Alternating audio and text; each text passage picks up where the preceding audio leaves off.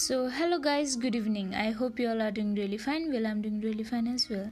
So today in this video we are going to learn how do we turn off active status on WhatsApp. So to do that, firstly open your WhatsApp account, open your WhatsApp app. After going to WhatsApp, you can see at the top right corner 3 dots. Just click on that and go to settings. After going to settings, you click add your account and go to privacy, and you can see last seen option.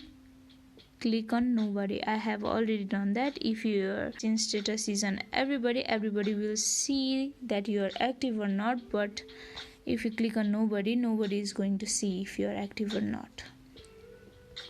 So that's it guys, hope you like our video and find it helpful. If you liked our video, then please like and subscribe and hit the notification bell for further more videos like this. Thank you for watching.